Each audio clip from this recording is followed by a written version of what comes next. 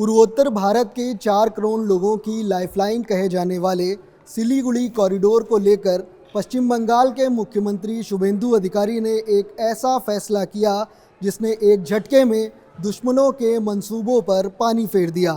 वह आज खुद सिलीगुड़ी गए और बीएसएफ को उस 120 एकड़ की ज़मीन के कागजात सौंप दिए जो पिछले कई वर्षों से ममता सरकार में अड़चनों में फंसे हुए थे।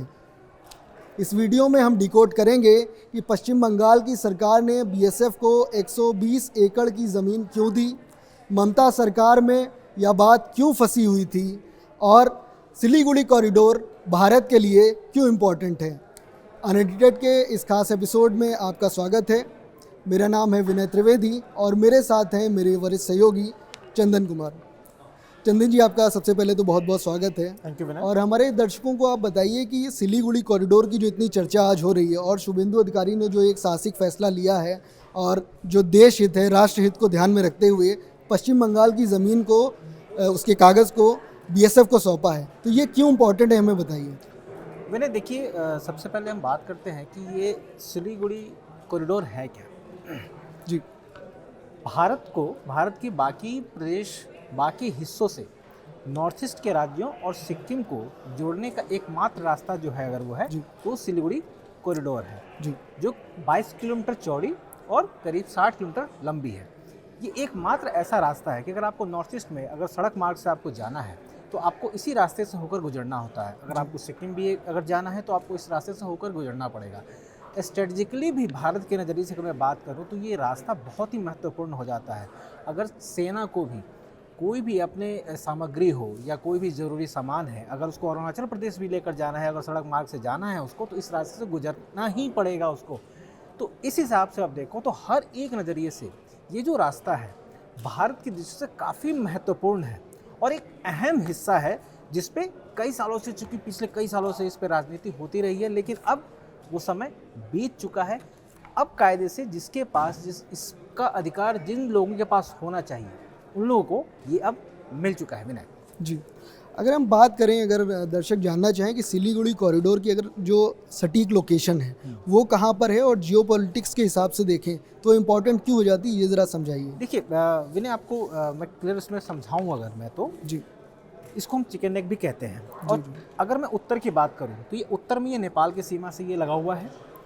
अगर मैं पूर्व की बात करूं तो पूर्व में ये भूटान बॉर्डर से लगा हुआ है, जो कि खासकर अलीपुरद्वार और जलपाईगुड़ी से सटा हुआ है। जी, अगर मैं दक्षिण की बात करूं तो ये बांग्लादेश की सीमा से लगा हुआ है। अगर मैं बात करूं फुलबाड़ी अगर है तो उस हिस्से से वो बांग्लादेश की सीमा से लगा हुआ है। जी, जी, ये सबसे अधिक इस पर कोई आपत्ति जताता है या अपनी नज़रें तिरछी अगर किए हुए है तो वह है बांग्लादेश। जी, जब से वहाँ सत्ता परिवर्तन हुआ है बांग्लादेश में, तब से वो विवादित बयान देता रहा है इसको लेकर। और इसके पीछे की उसकी स्ट्रेटेजी है, कहीं ना कहीं वो चीन को अपने करीब लाना चाहता है, चीन को भी इसमें हस्तक्षेप करने के लिए उकसाते रहता है। लेकिन भारत बिल्कुल अडिग है, अपने एक अहम हिस्सा को भारत किसी भी तरह से किसी भी शरारती तत्वों के हाथों में नहीं जाने देगा। जी, दूसरा ये इसलिए और इम्पोर्टेंट हो जाता है क्योंकि बांग्लादेश से सबसे अधिक जो घुसपैठ वाला एरिया रहा है वो एक यही है, चिकन नेक वाला एरिया है। जी, जी, सबसे कमज़ोर बॉर्डर का एरिया जो अभी तक हम सुरक्षा नहीं कर पा रहे थे क्योंकि ये बीएसएफ के जिम्मे नहीं था वो, तो वहाँ से बहुत आसानी से घुसपैठ होता था। गैर कानूनी जो गतिविधियाँ सबसे अधिक इन्हीं इलाकों से होती थी, इसलिए इसको मजबूत करने की अब सख्त ज़रूरत है। ये जितना मजबूत होगा उतनी ही तेज़ी से हम अपने नॉर्थ ईस्ट के जो हमारे राज्य हैं जहाँ से हम लगातार जुड़े रहेंगे और उनका भी विकास हो सकता है हर तरीके से, चाहे आप सैन्य रूप से देख लें या आप पर्यटन के रूप से देख लें, हर तरीके से आपको वहाँ पर विकास होगा अगर इस पर हम पूरी तरह से अपनी पकड़ मजबूत बना लें। जी, जैसा कि आपने बताया कि ये स्ट्रेटेजिकली हमारी सैन्य रूप से भी देखें और अगर हमें जाना हो नॉर्थ ईस्ट में जितने भी राज्य हैं वहाँ जो लोग रहते हैं 4 करोड़, उनकी सुरक्षा के लिए, उनके खाने पीने के लिए जो भी सामान है तो उसके लिए बहुत इंपॉर्टेंट था। अब मुझे ये बताइए कि ये मुद्दा आज का तो है नहीं, ये काफ़ी पुराना है जी। तो इसमें पहले भी सरकार कर सकती थी, तो उसमें अड़चन क्या आ रही थी? जो पिछली ममता सरकार थी उसकी तरफ से क्या दिक्कत आ रही थी, क्यों वो ज़मीन नहीं दे पा रही थी जो आज सीएम शुभेंदु खुद गए सिलीगुड़ी और उन्होंने बीएसएफ को इसके कागज सौंपे? देखिए विनय, इसका सीधे सीधे अगर मैं बात करूं तो एक वोट की राजनीति इसके पीछे एक कारण था। जी, ये जो पूरा चिकन नेक का एरिया है, यहाँ पर खासकर बांग्लादेश वाले एरिया में सबसे अधिक जो जनसंख्या है ना वो मुस्लिमों की है। जी, और टीएमसी यानी ममता बनर्जी की जो पार्टी थी, उनकी सरकार थी, उनकी सबसे बड़ी ताकत वो यही वोट बैंक था। और वोट बैंक के चक्कर में उन्होंने कभी भी इसको केंद्र सरकार के हाथ में देना नहीं उचित समझा, उन्होंने देने से कतराती रही, इसको वो आंतरिक विवाद का हिस्सा और ज़रूरी चीज़ बताते रही। इसीलिए वो कभी भी जब भी केंद्र ने इसको अपने कब्जे में लेने की कोशिश की, इसके तरक्की की बात की, इसकी अगर बॉर्डर फेंसिंग की बात करी, घुसपैठ को रोकने की बात की थी, हर उस जगह ममता बनर्जी बीच में आई और सिर्फ वोट बैंक के लिए, क्यों उन्हें डर था अगर वो इस कदम पे केंद्र का साथ देती हैं तो जो उनका वोट बैंक है वो उनसे नाराज़ हो जाएगा, घुसपैठ बंद हो जाएगा, तो जो बांग्लादेश से जो गैर कानूनी गतिविधियां होती थी वो सब रुक जाएगा। उन सब से बचने के लिए हमेशा इस एरिया का वो विकास करने के बीच में बाधक बनी रही हैं। विनय, जी जी। तो जैसे कि आप बता रहे थे कि विकास की बात है और सुरक्षा की बात है, रसद की बात है, तो उसको अगर हम देखें तो ये बताइए कि केंद्र सरकार या बीएसएफ के रूप में ही देखें, क्योंकि वैसे तो वहाँ पे पश्चिम बंगाल पुलिस रहती थी, तो अगर हम बीएसएफ के तौर पे देखें तो वो क्यों इम्पोर्टेंट है कि ये ज़मीन, ये कॉरिडोर का ज़्यादातर हिस्सा है उसकी सुरक्षा बीएसएफ करे। और दूसरी बात ये बताइए कि ये जो मामला अटका हुआ था कई सालों से, सरकार दोनों जगह अलग अलग थी, केंद्र में बीजेपी थी और राज्य में ममता सरकार थी, बिल्कुल। तो इसकी वजह से जो अड़चन आई, इसकी वजह से क्या क्या काम अटके, और अब जब बीएसएफ को इसका कंट्रोल मिल रहा है, केंद्र सरकार के कंट्रोल में ज़मीन आने वाली है, कॉरिडोर का हिस्सा आने वाला है, तो वहाँ पर क्या क्या विकास कार्य जो है वो पाइपलाइन में है, कैसे ये मजबूती यहाँ पर होगी भारत की? विनय, सबसे पहले जो आप अड़चन की जो आपने बात की, तो अड़चन ही अड़चन था। जब टीएमसी की सरकार यहाँ पर थी तो वो अड़चन ही था, क्योंकि उस पूरे क्षेत्र का उन्होंने विकास होने नहीं दिया। जो भी विकास के लिए किया जा सकता उन सब चीज़ों पे उन्होंने अड़चन लगाई, तो हुआ नहीं। अब रही बात की असली काम की, अगर हमने बीएसएफ को कह दिया, अगर जब बीएसएफ को आप दे रहे हो तो पूरी उस क्षेत्र के विकास की, बॉर्डर फेंसिंग की बात करें, सुरक्षा की बात करें, हर तरफ से अब पूरी की पूरी जिम्मेदारी बीएसएफ की होगी। उसमें किसी और का हस्तक्षेप नहीं होगा, स्थानीय प्रशासन का हस्तक्षेप नहीं होगा, राज्य सरकार जो उसका हस्तक्षेप नहीं होगा, तो सीधे केंद्र सरकार के जिम्मे वो एरिया आएगा। अब उनके जिम्मे आने से ये फ़ायदा क्या होगा, तो जो भी लोकल लेवल पे आपको चाहे बॉर्डर फेंसिंग की बात करें, जो काफ़ी लंबे कई सालों से वो लगातार वो पेंडिंग कार्य जो है वो पूरा बॉर्डर फेंसिंग हो सकता है, अच्छी सड़कें बनेंगी, वहाँ पर कई तरह के विकास के कार्य भी किए जाएंगे। और चूंकि जब अच्छी सड़कें बनेंगी, इंफ्रास्ट्रक्चर डेवलप होगा, तो उसके साथ साथ सिर्फ वो उन्हीं एरिया का डेवलपमेंट नहीं होगा, उनके साथ साथ अब चूंकि आगे जाना बहुत आसान होगा तो नॉर्थ ईस्ट का भी डेवलपमेंट और तेज़ी के साथ बढ़ेगा।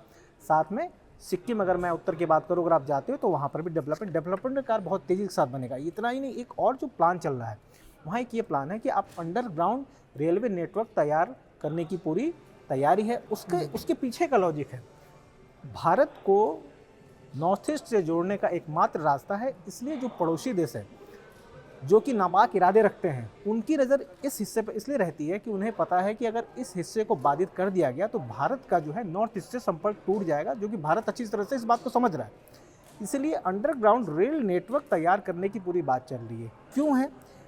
भविष्य में किसी भी वजह से अगर कोई भी कारण हो, अगर ये रास्ता बाधित होता है, तो अंडरग्राउंड रेलवे नेटवर्क होने की वजह से भारतीय सैनिक को उन इलाकों में जाने से कोई ना पाबंदी होगी, ना किसी तरह की रोक लगा दी, यानी किसी भी तरह के विषम परिस्थितियों से निपटने की पूरी तैयारी अभी से वो की जा रही है। इसलिए बहुत इंपॉर्टेंट है कि केंद्र सरकार और बीएसएफ के पास इस पूरे इलाके की जो जिम्मेदारी, विकास की जिम्मेदारी हो। जी, तो जैसा कि आपने बताया कि ये जो कॉरिडोर है इसके विकास बहुत ज़रूरी है, और इस पर जो नापाक इरादे हैं दुश्मन देश हो, चाहे वो चीन हो चाहे बांग्लादेश हो, तो उस पर कुछ ना कुछ कभी ना कभी होता रहता था। अभी आपको ध्यान होगा कि 2019 में जब सीए प्रोटेस्ट हुआ था भारत में, उस टाइम भी शर्जील इमाम ने इसी कॉरिडोर को बंद करने की बात कही थी। और इसके अलावा जब शेख हसीना का तख्ता पलट हुआ बांग्लादेश में, तभी उनकी तरफ से जो कई लोकल नेता थे, एक बहुत ज़्यादा फंडामेंटलिस्ट थे उस टाइम पे, उन्होंने भी इस कॉरिडोर को लेकर धमकी दी थी। अब मुझे बताइए कि अभी तक जो देश के दुश्मन थे जी, उसे हम इसे कॉरिडोर कहते हैं और वो इसे चिकन नेक कहते हैं। जी जी, तो वो इसे हमें हमारी कमजोरी बताते थे। तो अब ये बताइए, जब बीएसएफ के कंट्रोल में सारा कुछ आ गया है, केंद्र सरकार अब आगे से आगे इस पर विकास करेगी, सब प्रोजेक्ट लाएगी, तो ये भारत की ताकत कैसे बनेगा जो अभी तक कमजोर न समझाया था? देखिए, आपको मैं थोड़ा यहाँ मैं करेक्ट करना चाहूँगा। कमजोर नस जो है वो नापाक इरादे रखने वाली ताकत समझते थे। भारत तो शुरू से इसको अपना एक कॉरिडोर समझता था और एक मजबूत हिस्सा मानता है, और इसको सबसे स्ट्रॉन्ग हिस्सा मानता है, क्योंकि यही एकमात्र रास्ता है कि नॉर्थ ईस्ट का आपको विकास अगर करना है तो ये रास्ता आपको जरूरी है। तो भारत ने कभी इसको कमजोर नस तो देखा ही नहीं है, भारत के लिए तो बहुत स्ट्रॉन्ग रहा है। रही बात जो आपने बात की शर्जील इमाम की बात की, तो ये तो बड़ा दुखदायी बात है कि आप भारत में रहकर भारत के टुकड़े करने की बात करते हो आप, और एक तरह से उकसाते हो, और पड़ोसी देशों को भी आप एक संदेश देते हो कि अगर आप ये काम करो तो इससे भारत के टुकड़े टुकड़े होंगे, तो ऐसे लोगों के लिए तो देखिए कोई माफ़ी नहीं होनी चाहिए। अमित शाह ने भी क्लियर कट कहा था कि दिल्ली में रहकर देश के टुकड़े करने वालों को कभी माफ़ नहीं किया जाएगा, कभी छोड़ा नहीं जाएगा उनको। जी। तो देश के जो गृह मंत्री हैं शुरू से अपना पक्ष रखे हैं, भारत ने पूरी इस मजबूती के साथ इस एरिया को पे अपनी पकड़ बना के रखा हुआ है, तो कहीं से कोई कमजोरी नहीं है। रही बात कि जैसे जैसे बीएसएफ के पास जो चीज़ें आएंगी या अब आ गई हैं, अब जब इसका विकास होगा वैसे वैसे घुसपैठ बंद हो जाएगा, गैर कानूनी जो गतिविधियाँ बंद हो जाएंगी। तो आप जितना स्ट्रांग होते जाओगे, दुश्मन देश की जो अंदर से एक जो सपने वो देख रहे हैं, सपने धीरे धीरे टूट जाएगा और नींद से वो जग जाएंगे। जी। तो आप यही कहना चाह रहे हैं कि यहाँ पे जो फेंसिंग होगी तो जो घुसपैठी है उनका आने पे रोक लगेगी, बिल्कुल। और साथ ही साथ अभी तो हमारा है ही है सड़क का नेटवर्क हो, रेल का नेटवर्क हो, लेकिन इसके साथ ही जब अंडरग्राउंड रेल नेटवर्क हमारे पास होगा तो हम वहाँ तक पहुँचने में, चाहे वो सेना की आगे की पोस्टें हों अरुणाचल प्रदेश में और बाकी प्रदेशों में, और चाहे वो रसद पहुँचाने की बात हो, व्यापार की बात हो, तो वो तेज़ी से आगे बढ़ेगा। बिल्कुल। तो सिलीगुड़ी कॉरिडोर पर और पश्चिम बंगाल के सीएम शुभेंदु अधिकारी के इस फैसले पर हमारा ये विश्लेषण आपको कैसे लगा, आप कमेंट करके बता सकते हैं। विनय त्रिवेदी के साथ चंदन कुमार।